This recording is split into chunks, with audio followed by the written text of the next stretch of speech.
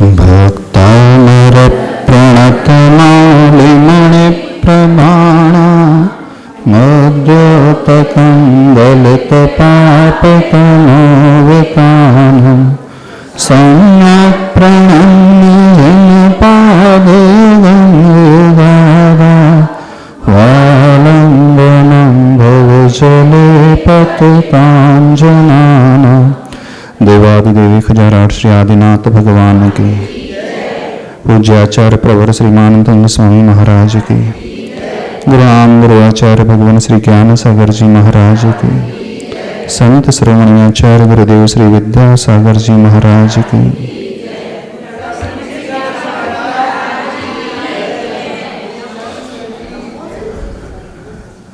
श्लोक नंबर 17 आगे बढ़े। 16 तो पूरा हो गया, कुछ पूछना तो नहीं? थोड़ा आगे भी बढ़ो, कितना समय है पता नहीं। कितना समय है? 4 महीने, बस इतना ही समय है। नास्तं कदाचिदुपयासिनराहुगम्यः। पढ़ो।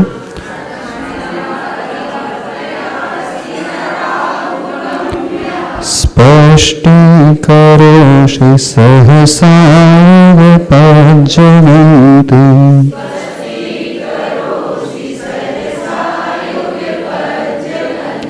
नाम्भोधरोदरनिरुद्ध महाप्रभावः।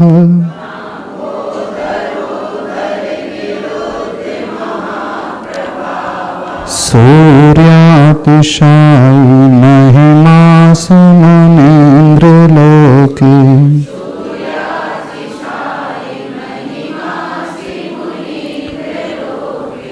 नास्तं कदाचिदुपयासिनराहुगम्यः।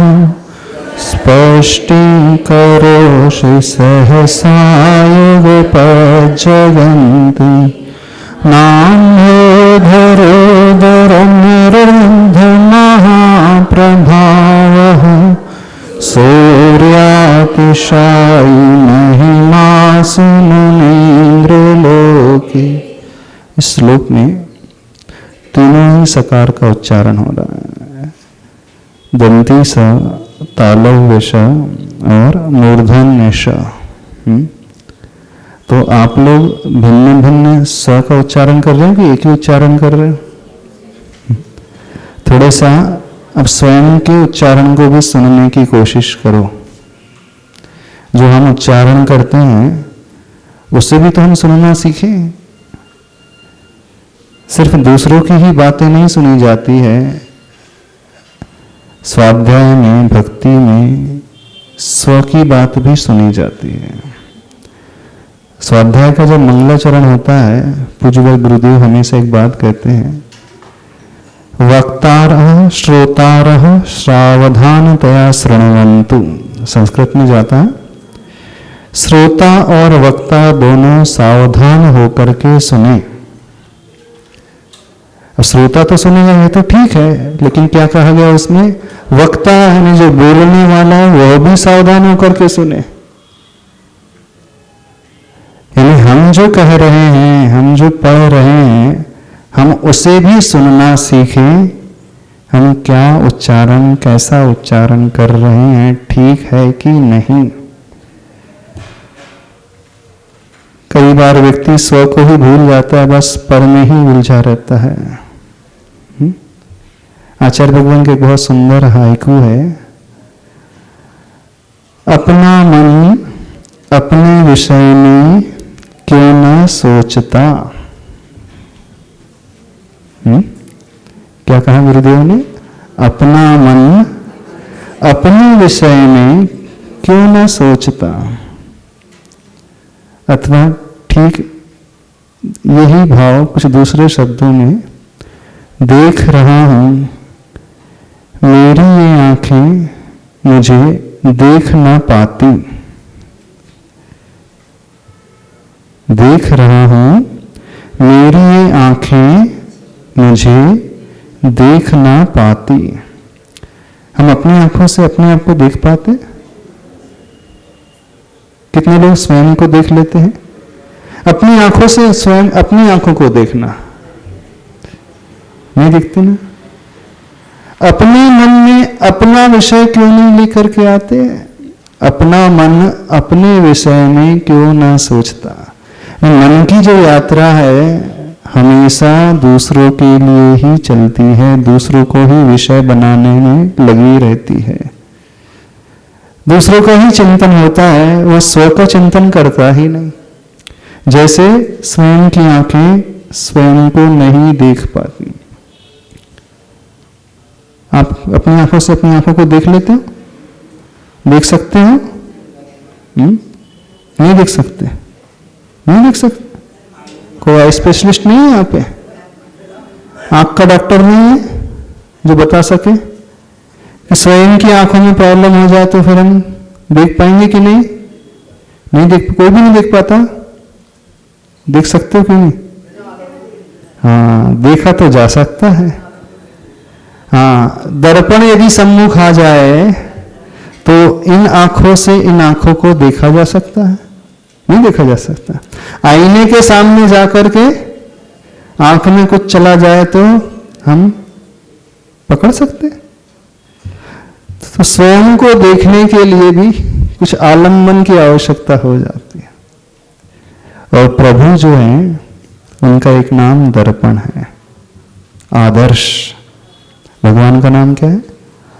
आदर्श नाम है। आदर्श का अर्थ होता है दर्पण। संस्कृत में आदर्श किसे कहा जाता है? दर्पण को। दर्पण तल एव सकला प्रतिफलंति पदार्थ मालिका यत्र, है ना? तो भगवान बिल्कुल उस आदर्श की भांति है। आदर्श के दो अर्थ होते हैं, एक आइडियल भी होता है और आदर्श का एक अर्थ दर्पण भी होता है। जो हमारा आइडियल हो जाता है उस आइडियल को देख करके हम अपनी जिंदगी वैसे ही बनाने की कोशिश शुरू कर देते हैं। अथवा जब आप स्नान करते हैं दर्पण को देखते हैं। कितने लोग दर्पण को देखते हैं स्नान करने के बाद? सभी लोग देखते? नहीं देखते? नहीं देखते दर्पण को? अधिकांश लोग देखते हैं दर्पण को। दर्पण को देखते हैं कि दर्पण नहीं देखते हैं? दर्पण को देखते हैं कि दर्पण नहीं देखते हैं? किसे देखते हैं? दर्पण को तो शायद कोई नहीं देखता होगा। अब यदि कोई व्यक्ति जाकर के नहाने के बाद दर्पण को ही देखने लगे तो बड़े अच्छा दर्पण है, फ्रेम बड़ी गजब की गोल्डन फ्रेम है, सर्कुलर शेप में है अथवा रेक्टेंगल है अथवा हेक्सागन शेप में है अथवा कोई भी शेप में हो, बहुत अच्छा है, नया डिजाइनदार शेप में, तो उसके शेप को तो नहीं देखते। साइज को छोटा है कि बड़ा है ये देखते हो। हाँ, आपके पर्स में कौन सा रहता है? छोटा ही रहता है ना, उससे भी काम चला लेते हो कि नहीं? वो बाहर रहते हैं। खैर आजकल तो आवश्यकता नहीं है, मोबाइल का फ्रंट कैमरा ही काम कर रहा है तो दर्पण की आवश्यकता नहीं होती है। तो मोबाइल की स्क्रीन में तो उससे भी काम चल जाता ना? नहीं चल जाता? एडवांस टेक्नोलॉजी आ गई, अब दर्पण भी एडवांस हो गया। तो कोई ऐसा है व्यक्ति जो दर्पण को ही देखता हो? नहीं दिखता। अच्छा, दर्पण में दिख रहा है कि दाग सा लगा है, तो कितने लोग दर्पण को साफ करते हैं? दर्पण क्या दिखा रहा है? डॉट से लगे हैं, कुछ धूल सी है अथवा बाल व्यवस्थित नहीं है, तो कितने लोग उस दर्पण की धूली को साफ करने लगते हैं? दर्पण को साफ नहीं करते ना? किसे साफ करते हो? अपने चेहरे को साफ करते हैं। मंदिर में जाकर के कितने लोग दर्पण को देखते हैं?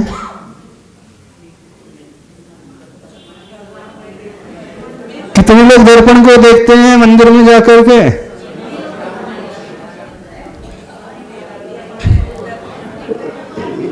समझ रहे हम क्या कह रहे हैं? हाँ, दो दो अर्थ निकल रहे हैं उसके। कितने लोग दर्पण को देखते हैं, यानी मंदिर में जाकर के श्रृंगार नहीं करना चाहिए। एक अर्थ तो सामान्य से निकलता है कि मंदिर में जाकर के दर्पण को नहीं देखना चाहिए। अब कितने लोग मंदिर में जाकर के दर्पण को देखते हैं? सभी लोग देखते हैं। कितने लोग मंदिर में जाकर के दर्पण में देखते हैं? समझ में आ रही बात? मंदिर में जाकर के तो दर्पण को ही देखा जाता है। दर्पण मतलब उन भगवान को ही देखा जाता है, लेकिन अपने ड्रेसिंग रूम में दर्पण को नहीं देखा जाता, वहां दर्पण में देखा जाता है। कितना विरोधाभास आ गया, कितना विरोधाभास आ गया। सभी लोग मंदिर में जाकर के प्रभु को देखते हैं, लेकिन प्रभु में नहीं देखते। अभी आप मना कर रहे थे ना, हम दर्पण की सफाई नहीं करते। चेहरा देख कि चेहरे की सफाई, किसकी सफाई करते हैं? दर्पण दिखा दर्पण रहा है कि माथे में कुछ दाग है, तो दर्पण को तो पोंछते नहीं हो, चेहरे को पोंछते हो। मंदिर में किसको पोंछते हो, किसका प्रक्षाल करते हो?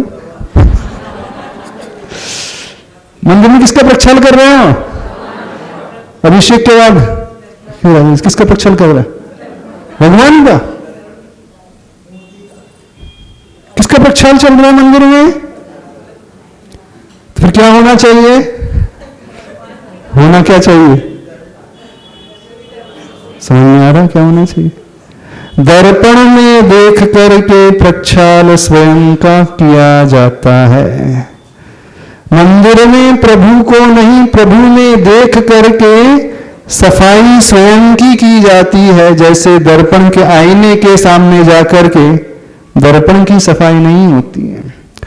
जिंदगी भर भूल मैं यही करता रहा, धूल चेहरे पे थी, साफ आईने को करता रहा, है ना? जिंदगी भर भूल यही करता रहा, धूल चेहरे पे थी, साफ आईने को करता रहा। हर व्यक्ति यही करता हुआ आया है, यही करते हुआ आया। धूल तो चेहरे पे और सफाई लगा है घिसने, दर्पण को चमकाने लगे हैं सभी, घिसने मूर्ति को चमकाने। बोले अच्छे से प्रक्षाल करना चाहिए, कहीं पानी की एक बूंद न रह जाए। बहुत अच्छी बात है, प्रक्षाल तो बहुत अच्छे से होना चाहिए, पानी नहीं छूटना चाहिए। लेकिन प्रक्षाल प्रतिमा का होना चाहिए कि स्वयं का होना चाहिए? किसका होना चाहिए डॉक्टर साहब? स्वयं का होना चाहिए। पर हमने किसी को देखा नहीं वो अपना प्रक्षाल कर रहे हो। महामंदिर जी, संदीप जी, किसका प्रक्षाल करते हो? हाँ, प्रतिमा का ही कर रहे हैं। अब ड्रेसिंग रूम में भी दर्पण भी साफ करते हो। मैं ड्रेसिंग रूम में तो दर्पण को सफाई नहीं, किसकी सफाई कोई नहीं करता। वो स्वयं की सफाई करता है, स्वयं के दाग को हटाता है, ऐसा ही है। लेकिन मंदिर में जाके क्या होता, क्या समझ में आया? तो प्रभु को दर्पण कहा है, आदर्श कहा है। आदर्श को नहीं आदर्श में देखा जाता है। आदर्श की धूल नहीं, आदर्श के माध्यम से स्वयं की धूल हटाई जाती है। उनकी क्या धूल हटाएंगे हम? वो तो कृतकृत्य हो चुके हैं, वो तो परम शुद्ध अवस्था को प्राप्त कर चुके हैं। जो प्राप्तव्य था उन्होंने पा लिया। सफाई तो स्वयं की होना चाहिए, लेकिन सब दर्पण की सफाई में लगे हैं। बुरा नहीं मानना, सत्य यही है, यही है ना। सब दर्पण की सफाई में लगे हैं। तो कभी कभी मंदिर में जाकर के प्रभु में अपने आप को भी तो देखा करो। तो आचार्य भगवान ने जो हाइकू लिखा है, देख रहा हूं मेरी ये आंखें मुझे देख ना पाती, ये देख भी सकती हैं, दर्पण सामने आ जाए तो देख लेती हैं, और इन आंखों में पड़े हुए तिनके को, कचरे को हम निकाल सकते हैं। दर्पण का एकमात्र यही उद्देश्य है कि वो आईना हमें हमारा चेहरा दिखलाता है, और प्रभु रूपी दर्पण का भी एकमात्र यही उद्देश्य है कि वे प्रभु हम हमसे हमारा परिचय करवाते हैं। अब जिसने अपना परिचय करना सीख लिया प्रभु के पास जाकर के, उसकी भक्ति सार्थक हो जाएगी। कृपा करोगे अपने ऊपर, अपने मन को कहना थोड़ा सा अपने विषय में भी सोच ले। दुनिया का सोचते सोचते बहुत काल बीत चुका, थोड़ा सा अपने लिए भी समय निकालो। लेकिन आप परोपकारी जो ठहरे, अपने लिए कुछ नहीं चाहते, जगत के कल्याण के लिए चाहते हैं ना। आपसे बड़ा परोपकारी तो कोई नहीं होगा। आप हमेशा दूसरों के कल्याण में लगे हैं, बेटे के कल्याण में, बेटी के कल्याण में, माँ बाप के कल्याण में, दुकान के कल्याण में, परिवार के कल्याण में, मकान के कल्याण। कितने धन्य हैं आप जिसकी परोपकारिता नहीं, परोपकारिता जो अपने लिए नहीं चाहा है, चाहे पर के लिए चाहे, वो तो परोपकारी होता है। तो आप सभी परोपकारी हो ना? नहीं, क्योंकि कोई भी अपने लिए कुछ नहीं चाह रहा। किसके लिए चाह रहे हो? किसके लिए चाह रहे हो? किसके कल्याण में लगे हो? पर के कल्याण में। एक पर जो है वो हमसे पृथक दिखता है, और एक पर जो है जो हमसे मिला हुआ है, ये भी तो पर है, शरीर। विषय थोड़ा गहरा हो जाएगा, आगे बढ़ लो। हाँ, विषय थोड़ा सा गहरा हो जाएगा। हाँ, एक पर जो है वो हमसे भिन्न है, वो दिखता है, लेकिन एक पर जो है हमसे अभिन्न है, वो नहीं दिखता। एक वो भी तो दृष्टि लाए कि जो हमसे मिला हुआ है, एक में एक संबंध हो चुका है, दूध पानी की तरह मिला हुआ है, एक क्षेत्रावगाह संबंध है, संश्लेष संबंध है तो ये भी पर। तो इसके कल्याण में कब तक लगे रहोगे? थोड़ा सा अपने कल्याण में लग जाओगे, नहीं लोगे। तो मंदिर में जाकर के क्या देखोगे? दर्पण को देखोगे? दर्पण में देखोगे? आप पूछोगे महाराज जी दर्पण में चेहरा दिख जाता, भगवान में कैसा दिखेगा? कैसे दिखेगा भगवान रूपी दर्पण में चेहरा? कैसा दिखेगा? दिख जाएगा? हाँ, नजरिया होगा तो दिख जाएगा, भावना होगी तो दिख जाएगा, नहीं है तो नहीं दिखेगा। क्या करना है? कुछ करना है? नहीं करना? कर लो। इतना समय हो गया समझाते समझाते, अभी भी नहीं समझोगे तो कब समझोगे? हाँ, कब समझोगे? अभी भी नहीं समझोगे तो चौमासे में समझोगे। वो समझ लोगे चौमासे में। हाँ, तो चलो हमारी भी भावना है, जो लोग अभी नहीं समझ पाए वो चौमासे में समझ ले। अच्छा, एक बात बताओ, अभी हमने आपसे पूछा था दर्पण का साइज देखते हो, शेप देखते हो आप लोग? हाँ, गोल है, त्रिकोण है, चौकोर है, लंबा है, चौड़ा है, गोल्डन फ्रेम वाला है, सिल्वर फ्रेम वाला है। कितने लोग ड्रेसिंग रूम में जाकर के दर्पण के शेप एंड साइज को देखते हैं? हमें बताना। अभी आप ही ने कहा था ना, हम दर्पण के शेप को नहीं देखते, छोटा है बड़ा है आप नहीं देखते, अभी आप ही ने कहा था ना। हाँ, दर्पण में स्वयं को देखना है। दर्पण चाहे छोटा हो, दर्पण चाहे बड़ा हो, दर्पण चाहे गोल हो, दर्पण चाहे चौकोर हो। अच्छा, एक बात बताओ, चौकोर दर्पण में हम क्या चौकोर हो जाते हैं? ऐसा हो जाता है? हाँ, अथवा सिल्वर फ्रेम वाला दर्पण है तो उसमें हम कुछ अलग से स्पेशल नजर आते हैं। गोल्डन फ्रेम वाला तो और स्पेशलिटी आगे लगती है। कोई भी दर्पण हो, वो दर्पण गौण हो जाता है, देखने वाला व्यक्ति स्वयं मुख्य हो जाता है। हमने किसी को नहीं देखा है कि वो दर्पण की सफाई कर रहा है। हाँ, अब यही भूल होती आई है, जिंदगी भर भूल में यही करता रहा, धूल चेहरे पे थी, सफाई दर्पण की करता रहा, आईने की करता रहा। क्या गलती हो रही है? समझ में आ रहा है गलती? इस गलती को पकड़ने की कोशिश करो। दर्पण के शेप एंड साइज में नहीं अटकना है, दर्पण की फ्रेम में नहीं अटकना है। हमारा पर्पस दर्पण के ग्लास से होना चाहिए।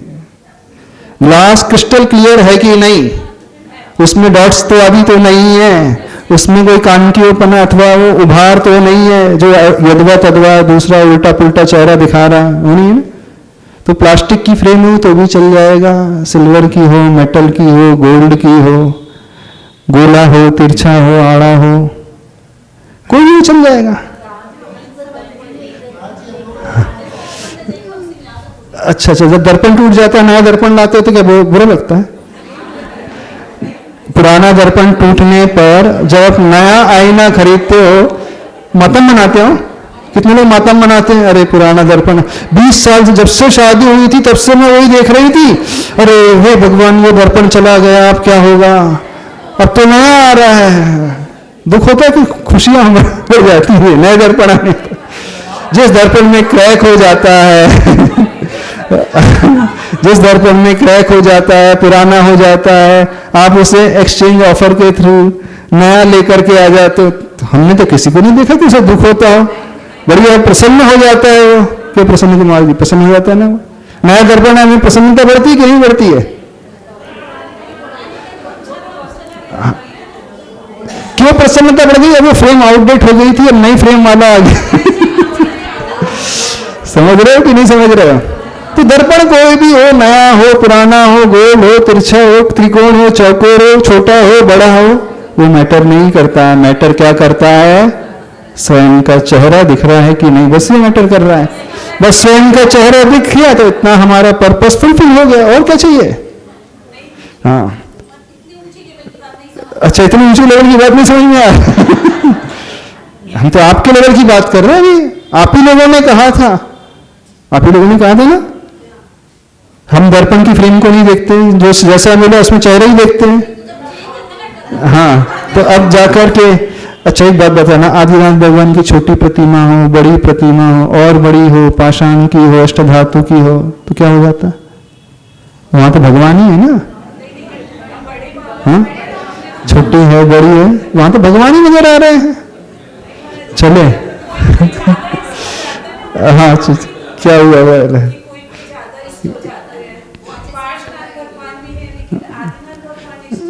हाँ, चलो आगे बढ़े अपन, नहीं तो इसी में रच करके रह जाएंगे हाँ, आगे बढ़े। श्लोक नंबर 17। हाँ बोलो, क्या पूछना?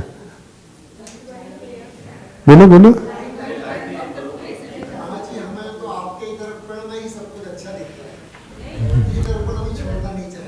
तो यही तो भूल है हमारी, मूल में ही भूल है। हम दर्पण की फ्रेम से अटक गए, हम दर्पण के ग्लास में नहीं अटक करके फ्रेम में अटक रहे हैं, यही अपनी सबसे बड़ी भूल है। इसे समझो, फ्रेम में नहीं अटकना है, शेप एंड साइज में नहीं अटकना है। हमें क्या देखना है? अपना चेहरा दिखना है कि नहीं, बस वो देखना है। चेहरा दिख गया तो पर्पस सॉल्व, नहीं दिखा तो सब बड़ेगा। हाँ हाँ, तो दिखना शुरू हो, तो एक बार दिखना शुरू, तो ऐसा थोड़ी कल दर्पण चेहरा नहीं दिखाएगा, नया दर्पण चेहरा नहीं दिखाएगा, ऐसा तो होता नहीं।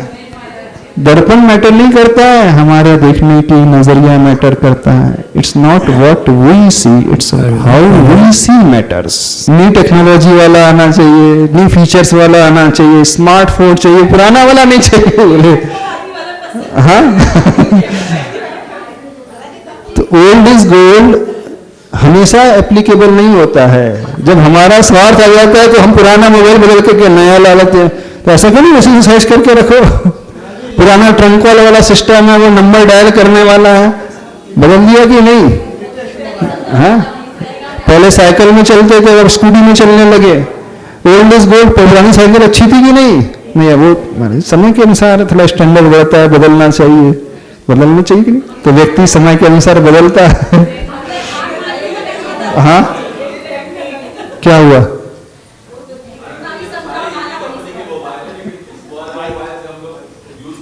क्या सारे एक ही कंपनी के मोबाइल हैं?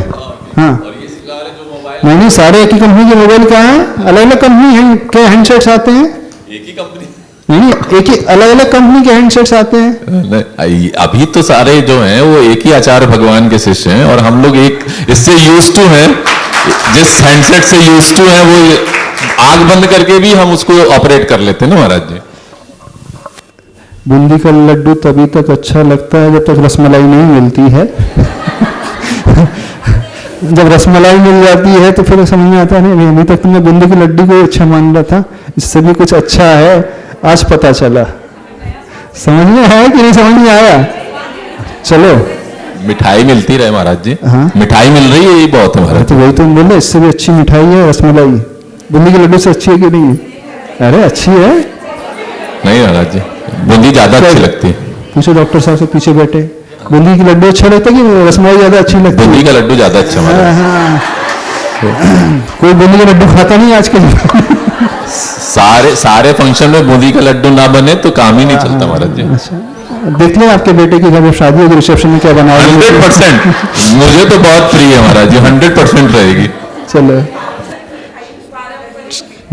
पढ़ते नहीं, कुछ नहीं पढ़ना। 17वां नंबर श्लोक। पूज्यवर ने श्लोक की महिमा में भगवान को किस रूप में प्रस्तुत किया है? वे प्रभु सूर्य से भी अधिक महिमावान है, सूर्य से भी अधिक तेज को रखने वाले हैं। खैर इस सब का उद्देश्य हमारा बस यही था बताने का कि कभी कभी अपने बारे में भी सोचा करो, हाँ, अपना भी चिंतन किया करो। भले ही हमारी आंखें स्वयं आंखें वो नहीं देख सकती, लेकिन आईने के माध्यम से देखा जा सकता है, प्रभु के माध्यम से देखा जा सकता है। ये होना चाहिए। नास्तं कदाचित उपयासी न राहु गम्य। इसके शब्दार्थ को पहले देख लें। न अस्तम, न अलग है, अस्तम अलग है, दोनों की संधि हो गई तो क्या बन गया? नास्तम। कदाचित कभी भी, उपयासी यानी प्राप्त होता है। न राहु गम्य है। किसकी बात चल रही है? वह सूर्य की बात चल रही है। पहली क्या विशेषता बताई जा रही है? वह सूर्य कभी अस्त नहीं होता है। कौन सा सूर्य? जो आसमान में गगनमणि नजर आता है, आसमान में विचरण करता हुआ सूर्य नजर आता है, वो हर 12 घंटे 13 घंटे 11 घंटे के बाद अस्त हो जाता है। अस्त हो जाता है। उस सूर्य का प्रकाश एक जैसा नहीं होता है। उदय के समय उसका प्रकाश अलग है, 10 बजे उसका प्रकाश अलग होता है, 12 बजे उसका तेज अलग होता है और 3 बजे उसका तेज कम पड़ने लगता है। अभी अस्त नहीं हुआ है, अभी है वो उदय ही है, लेकिन हर पल उसका तेज, उसका प्रभाव, उसका प्रकाश परिवर्तनशील है, स्थिर नहीं रहता है। और लगभग 12 घंटे के पश्चात वह सूर्य अस्त हो जाता है। उस सूर्य के माध्यम से प्रभु की तुलना की जा रही है। एक वह सूर्य है जो अस्त उदय होते ही अस्ताचल की यात्रा करना प्रारंभ कर देता है। सूर्य का उदय होते ही, सनराइज होते ही सनसेट की ओर उसकी यात्रा शुरू हो जाती है। भले ही 5:20 पे सनराइज हुआ, लेकिन अगले पल अब उसकी यात्रा सनसेट की ओर शुरू हो गई। जन्म होते ही मरण की यात्रा शुरू हो जाती है। नहीं हो जाती? आप लोग बर्थडे सेलिब्रेट करते हो, क्या होना चाहिए वैसे? 1 वर्ष कम हो गया।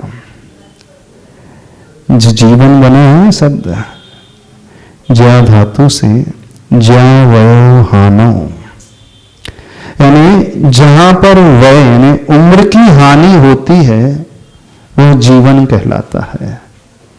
संस्कृत के हिसाब से जो शब्द बनता है जीवन कैसे? ज्या वयो हानो, यानी वय, एज, उम्र, प्रतिपल जो घटती है ना, सबकी आयु घट रही है, तो वो जो हानि हो रही है वही जीवन। कहने में आ रहा है कि व्यक्ति का जीवन है, कहने में आ रहा है कि जन्म दिवस है, कहने में आ रहा है कि इसकी जिंदगी चल रही, पर वह मरने की ओर अगले पल से ही चलने लगता है। और जैसे जैसे समय बीतता है वो प्रसन्न हो जाता है, खुश होता है। जैसे जैसे आप बड़े होते हैं दुखी होते हैं, खुश हो, 1 साल और बढ़ता है तो खुशी होती कि विकल्प क्या होता है? खुशी होती। पैसा खर्च होता तो खुशी होती कि गम होता? स्टॉक में से निकल गया, बैलेंस कम हो गया, कितने लोगों को खुशियां होती हैं? खुशी तो किसी नहीं होती। लेकिन जन्म दिवस में वो खुश होता है, प्रसन्न होता है, उल्टा घड़ी चल रहा है ना। तो यहां बात बताई जा रही है सूर्य की, जो जन्म लेते ही, उदय होते ही अस्ताचल की ओर चलने लगता है। लेकिन प्रभु आप एक ऐसे सूर्य हैं, ना अस्तम कदाचित उपयासी, कभी भी आप अस्त होते ही नहीं हैं, कभी भी आपका मरण होगा ही नहीं। सूर्य का प्रकाश कम हो रहा है, बढ़ रहा है, उसका तेज भी परिवर्तनशील है, लेकिन आपका तेज घटता बढ़ता बिल्कुल नहीं है। उसने अपने आप में जो पा लिया है वो एक्सट्रीम कंडीशन तक पहुंच गया है, अनंतता को वो पा लिया है, उसमें अब कोई परिवर्तन नहीं होता है। लेकिन ये आसमान का सूर्य तो परिवर्तनशील है, वो अस्त हो जाता है।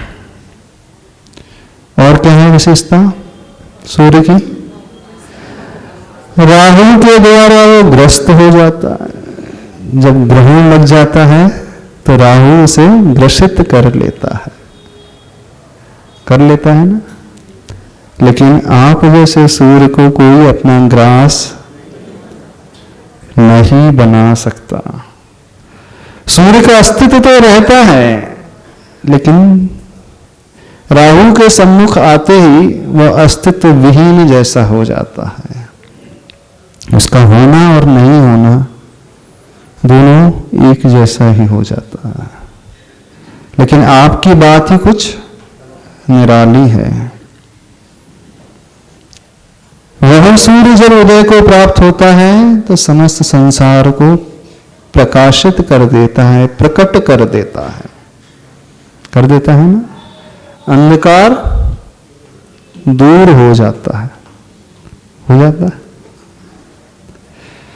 तो यहां पे कहा जा रहा है स्पष्टीकरोषि सहसा युगपत् जगन्ति।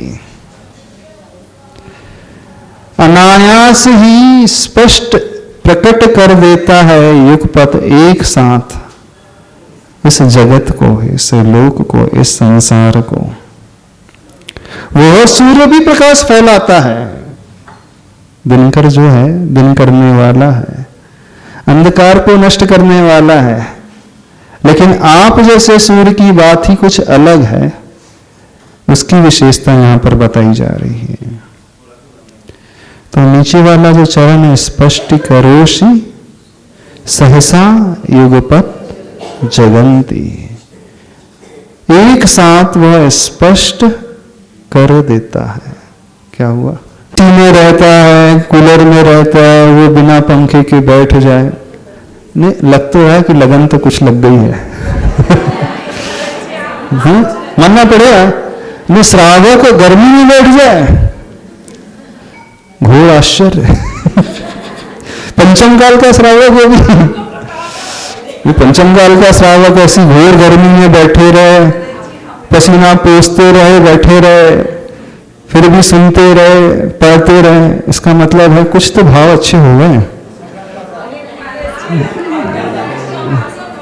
भक्ति भी कुछ कुछ आने तो लगी है। क्या हुआ?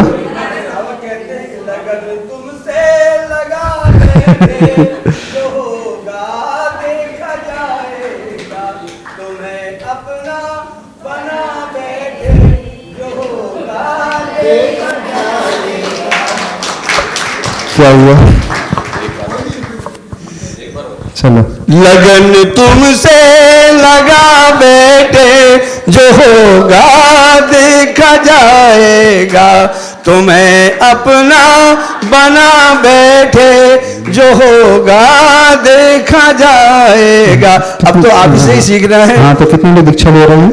दीक्षा लेंगे महाराज जी, क्रमशः धीरे धीरे अच्छा समझते लोग जो लोग बोल रहे हैं बढ़ रहे आगे महाराज। कितने लोग दीक्षा लेने के लिए तैयार हो रहे हैं हम देखते ना, उस लाइन पे तो आगे बढ़ रहे हैं, भावना हो रही है, उस लाइन पे धीरे धीरे बढ़ रहे कितने हैं। लोगों की प्रतिमा लेने की भावना हो रही है, अभी पता चल जाएगा।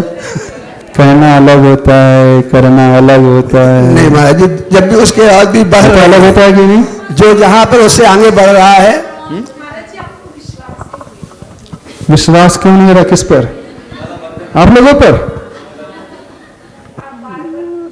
बार बार पूछते, क्योंकि यहां से कोई गया नहीं गुरुवर के पास आज तक, अभी तक निवेदन करने नहीं, दीक्षा के लिए निवेदन करने, दीक्षा के लिए निवेदन करने, व्रत लेने के लिए निवेदन करने, आत्म कल्याण के लिए निवेदन करने कोई गया नहीं। इस कारण थोड़ा सा संदेह हो जाता है। अब जिसकी लगन लग जाती है भगवान से, वो भगवान को छोड़ता थोड़ी है, वो तो भगवान के पीछे पीछे हो लेता है, नहीं होता है, बिल्कुल पीछे पीछे हो जाता है भगवान के। बोले भगवान से लगन लगी तो भगवान ने जिस रास्ते को अपनाया उसी रास्ते को मैं भी अपनाऊंगा, जो पदवी तुमने पाई है मैं भी उस पर ललचाया हूं। सिर्फ भजन में ही रहता है कि भजन सागर भी हाँ, सिर्फ भजन तक ही सीमित है अपन, भजन तक है, आगे बढ़ रहे हैं। चलो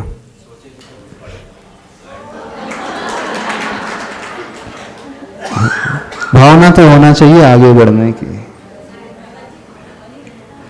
कुछ कोशिश भी होना चाहिए। मात्र भावना से अकेले काम नहीं चलता, भावना के अनुरूप कुछ कार्य भी होना चाहिए। वो कार्य होता है तो लाभ होता है। ऐसा करना, आज शाम को जाकर के भोजन करने की भावना अकेले करना, ठीक है? क्या भावना करना? बहुत अच्छा अच्छा भोजन मैं कर रहा हूँ, Indian, south Indian, north Indian, continental, अच्छे से अच्छा मैं भोजन कर रहा हूँ, बस भावना के लिए कर लेना, ठीक हो जाएगा? नहीं होगा ना? तो भावना के साथ साथ कदम जब बढ़ाया जाता है तो मंजिल की प्राप्ति होती है। हाँ, भावना पहला कदम है, मोक्ष महल की प्रथम सीढ़ी पहला कदम है, लेकिन मोक्ष तो उस सीढ़ी पर चल कर के ही प्राप्त होता है। कहाँ थे अपन? बार बार ट्रैक बदल रहा है। हाँ, प्रभु को सूर्य की उपमा दी जा रही है। एक वह सूर्य है जो अस्ताचल की ओर चलता है, अस्त हो जाता है, कम बढ़ती प्रकाश तेज वाला है, एक आप जैसा सूर्य है। एक वह सूर्य है जो राहु के द्वारा ग्रसित हो जाता है, लेकिन प्रभु आप कभी भी राहु के द्वारा ग्रसित नहीं होते हैं। इस जगत को सहसा ही, क्या लिखा है? सहसा शब्द आया है, अनायासी, शीघ्र ही, बिना पुरुषार्थ के, बिना मेहनत के स्पष्ट रूप से आप प्रकट कर देते हैं। ना अंभोधरोधर निरुद्ध महाप्रभाव। अंभ का अर्थ होता है जल, और अंब को जो धारण करे वो बादल। अंभो धरोदर, जिसके पेट में अंब धारण किया गया है वो कहलाता है अंभो धरोदर। बादल का दूसरा नाम क्या है? अंभो धरोदर। तो न अंभो धरोदर निरुद्ध महाप्रभाव, जो आसमान में रहने वाला सूर्य वो बादल के द्वारा ढक जाता है, वह सूर्य के प्रकाश को रोक देता है। उसकी किरणें जो हैं पृथ्वी पर नहीं आ पाती हैं। बादल घने छा जाएं तो किरणें पृथ्वी तक नीचे तक नहीं आ पाती हैं। वो उसके तेज, उसके प्रभाव, उसके प्रकाश को बादलों का समूह रोक देता है। लेकिन आपके साथ क्या विशेषता है? आप किसी भी बादलों के समूह के द्वारा निरुद्ध, इन्हें रोके नहीं जा सकते हैं। आपका इतना महाप्रभाव है। सूर्य अतिशायी महिमा असि मुनीन्द्र लोके। मुनीन्द्र यहाँ पर संबोधन है। हे मुनीन्द्र, आप कैसे सूर्य हैं? उस सूर्य से, आसमान में रहने वाले सूर्य से भी अधिक महिमा वाले सूर्य अतिशायी महिमा असी है आपकी लोक में, इस लोक में। ये हो गया शब्दार्थ। अब इसका भावार्थ। वैसे इसका अर्थ तो समझ में आ गया, भावार्थ बताने की आवश्यकता है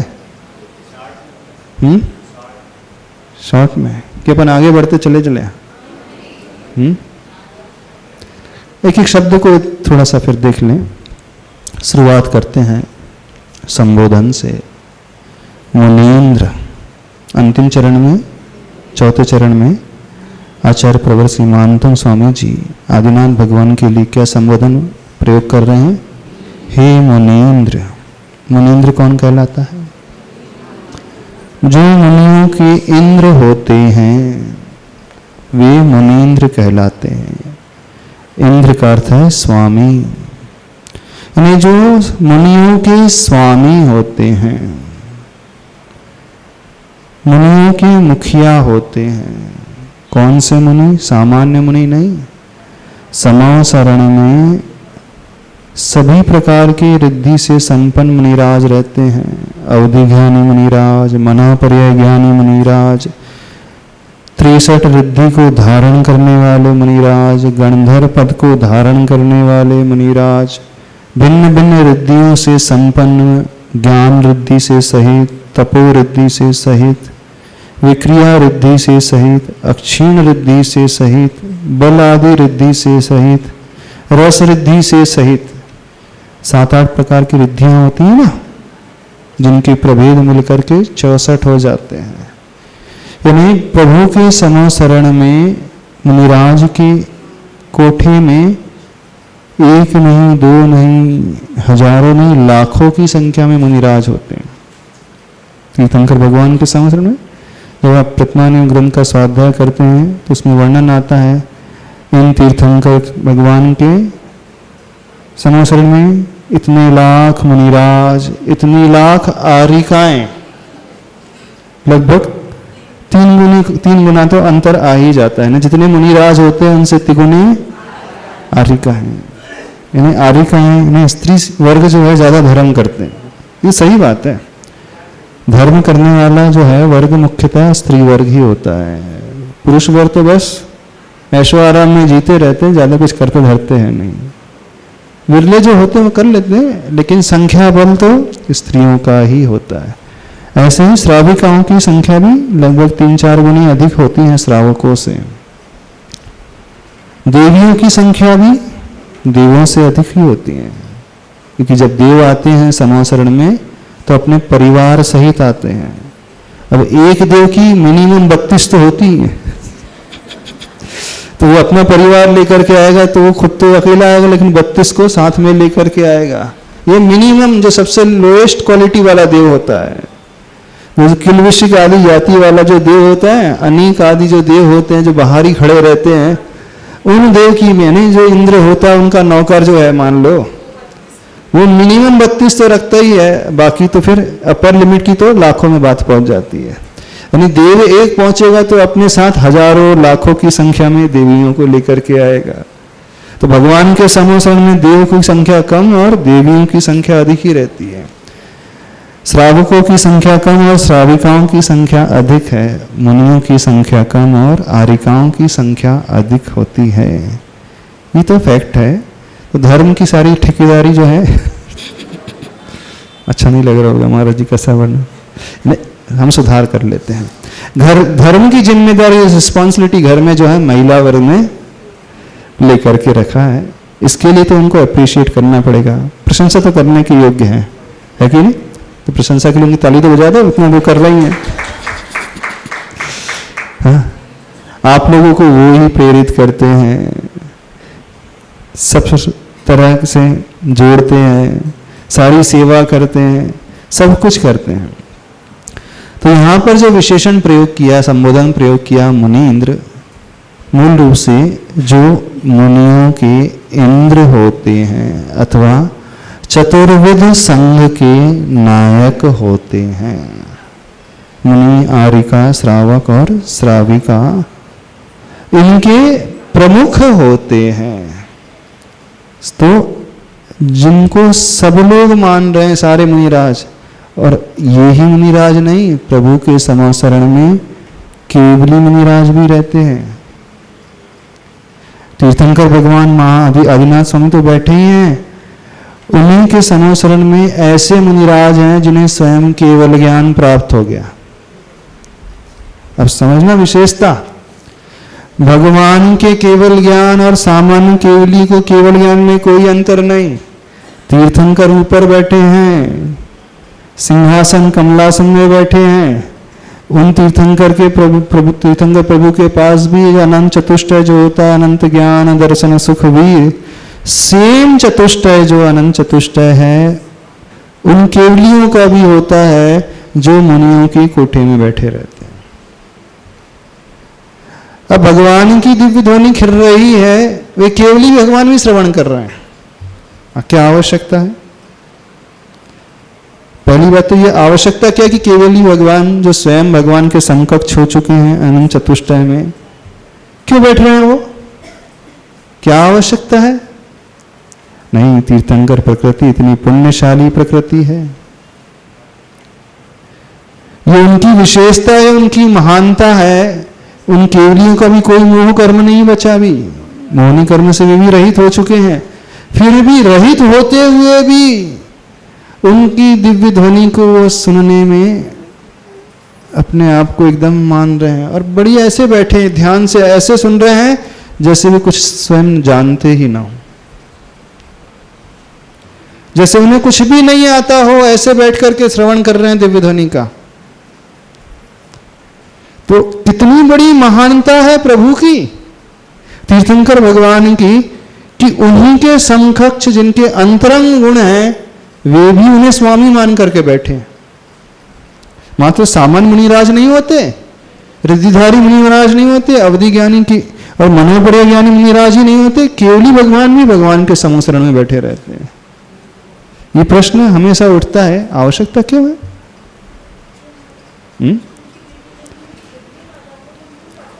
क्या उनको भी समस्त ज्ञान है? संसार का समस्त ज्ञान उन्हें भी है, सारा संसार उनके केवल ज्ञान में भी झलक रहा है, वो भी युगपद समस्त पदार्थों को जान रहे हैं, सारी पर्यायों को जान रहे हैं, सारे द्रव्य को जान रहे हैं, उनके गुणों को जान रहे हैं। जो तीर्थंकर भगवान के केवल ज्ञान का विषय, वही इन केवली भगवान के केवल ज्ञान का विषय, कोई अंतर नहीं। हाँ, बस ये बात है कि 4 अंगुल बैठे रहेंगे ऊपर, अधर में रहेंगे, लेकिन क्यों बैठे हैं? तीर्थंकर पद की विशेषता है, महिमा है, इतनी महान महिमा है कि वे भी अपने आप को धन्य मान रहे हैं। तो समझो, जब तीर्थंकर भगवान के उपदेश को, दिव्य ध्वनि को केवली भी श्रवण कर रहे हैं, कोई आवश्यकता नहीं है, फिर भी तो हम और आप कहाँ ठहरते हैं? इतने महान प्रभु हमें मिल रहे हैं, फिर भी हम उन्हें इग्नोर करके आगे बढ़ रहे हैं, हम उनकी मानते ही नहीं, हम उनकी स्वीकार ही नहीं करते।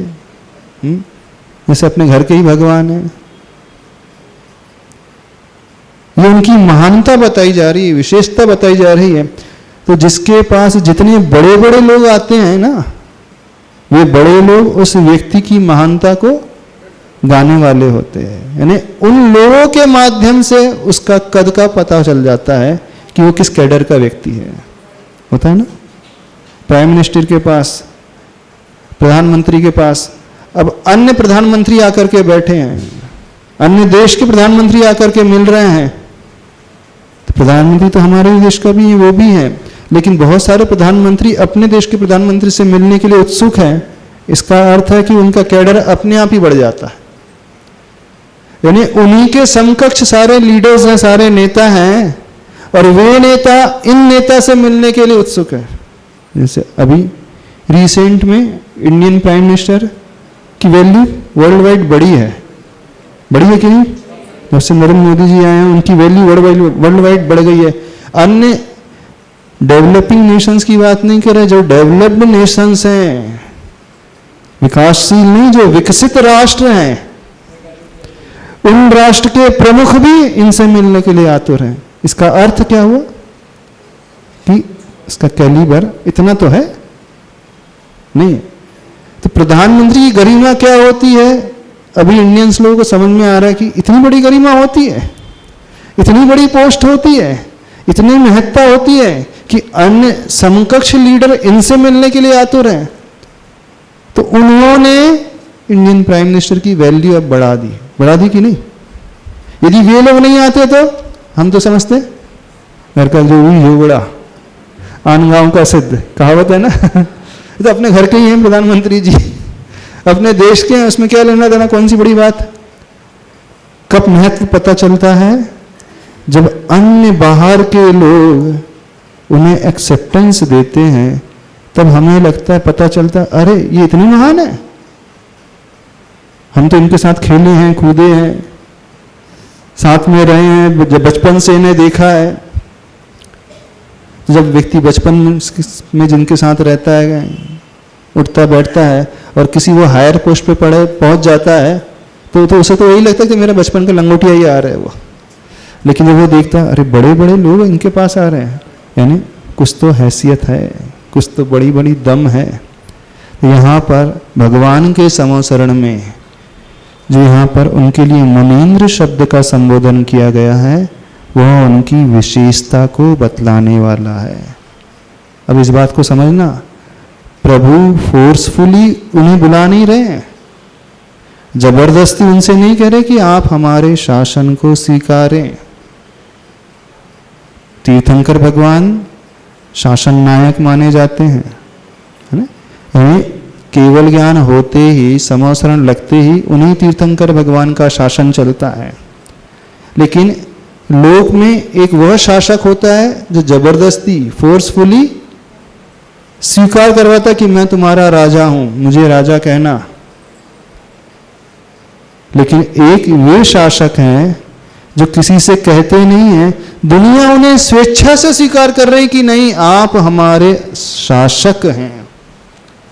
अंतर देखना, एक वे नेता हैं जो ये चाहते हैं कि दुनिया हमसे स्वामी कहे, राजा कहे, प्रमुख कहे, मंत्री कहे। एक मोक्ष मार्ग के नेता हैं, वो कभी चाहते नहीं है, लेकिन संसार के समस्त प्राणी उन्हें शासक के रूप में स्वीकारते हैं। क्यों शासक के रूप में स्वीकार कर लिया? क्योंकि उन्होंने अपनी आत्मा के ऊपर अनुशासन कर लिया, तो सारी दुनिया उन्हें अपने शासक के रूप में स्वीकार कर रही है। लेकिन पॉलिटिक्स में क्या होता है, राजनीति में क्या होता है, वे स्वयं के ऊपर शासन नहीं करते हैं, आत्मा के ऊपर अनुशासन नहीं करते हैं, वे जनता के ऊपर अनुशासन करते हैं। अंतर समझ में, दोनों में जमीन आसमान का अंतर है। लेकिन मोक्ष मार्ग के जो नेता है, तीर्थंकर भगवान है, वे शासन नहीं करवा रहे हैं, फोर्सफुली नहीं, दुनिया ने उन्हें स्वीकारा है। और जैसे दुनिया स्वीकार लेती है, फिर वो हृदय से स्वीकारती है।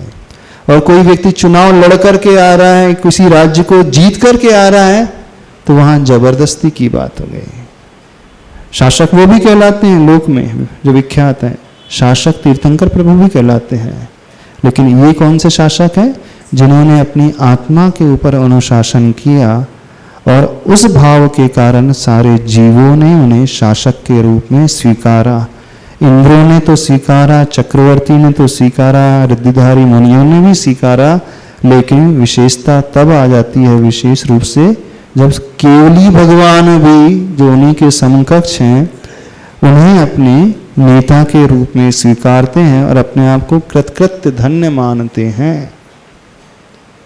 समझ में आ रही की बात, नहीं आ रही? तो मुनींद्र इसलिए लिखा है। आज समय हो गया है, इतना ही रखते हैं, बाकी इसके अर्थ को कल देख लेंगे। बोले देवादिदेव श्री आदिनाथ भगवान की।